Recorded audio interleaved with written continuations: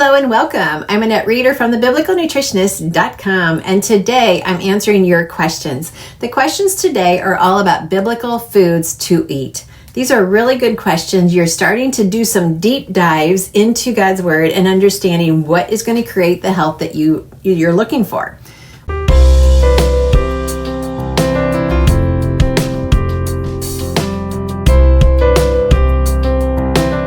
Well, I'm here to help you in 3 ways. 1, be confident in the kitchen. I've got cooking videos, grocery discovery videos, and just helping you to be comfortable and confident. Number 2, confident in your health. We work on the basics. I'm not going to be out there on all of the extreme things. We're working on the basics. And number 3, understand and be confident in how much God loves you. He's loved you from the moment of conception, and He has a plan and a purpose for you that's going to far exceed anything you could think of on your own. Now, at the end of today's video, I'm giving away a gift. It is a probiotic supplement. Probiotics come in many different strains, and this one I've said in the past it has 4 strains. Well, I looked it back up, and it actually has 5 different strains. Every strain of probiotic, the science on probiotics is just exploding, so we're learning more and more. What I've taught back years ago has actually been updated today with more information. It's good, but it also makes it difficult to teach nutrition because God keeps revealing more and more of His handiwork. It has 5 strains and 10 billion CFUs. So that means we've got some live activity going on in these capsules. And they no longer have to be refrigerated. That was old school. That was old learning. It's not today's learning. And yet this is going to help with inflammation, your immune system, your gut microbiome, all of that. So I would recommend taking it at night. So I'm going to save that till the end of the video and share that the person who won that. Now, if you want to have your name entered into this, just leave a review on our books, which is on our website, thebiblicalnutritionist.com, or on Amazon. Any one of the books that I have written, and there's quite a few out there. Now, if you would like to have your question answered, please go to our Facebook group, Biblical Nutrition Academy, and as you enter, you can put a question there. If you don't do Facebook, I totally respect that. Just send us an email and say, question for Annette. Now, let's get started with today's questions. This first question is very interesting. Does the Bible tell us not to alter the seeds that God provided for us? Submitted by Sheila.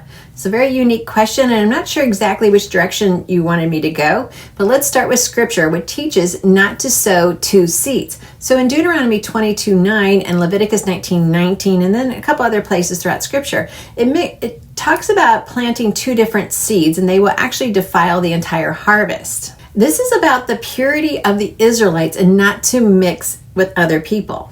So what God designed is already perfect. It's valuable in estimation, as it says in Psalm 34:8, taste and see that the Lord is good. Good means excellent of its kind. It cannot be improved upon. So to mix 2 different seeds, to intermarry, would be a defilement. God's plan is always for purity. He promises to be faithful and to protect, and He desires that we stay true to Him and to trust Him. Now, Hosea 4:6 says, my people perish from lack of knowledge. Now, this can be used in many different circumstances, especially food. When we change the perfect food that God has created, or as perfect as we have today, well, then we lose. Man tries to separate, monopolize, and monetize. God desires to give life abundantly. The question is, which types of biblical oils can you ingest and how much for optimal health? Submitted by Shauna. Now, there's several biblical oils, yet the most important is always going to be olive oil, used for anointing the kings, anointing the tabernacle, lighting the homes, and used for fuel back in biblical days. But I believe your question is more about essential oils that have become very popular, and that's not my specialty. I believe this teaching is valuable, yet many products that are promoted are not pure, and then problems arise. So choose a company to purchase from and their purity and proof.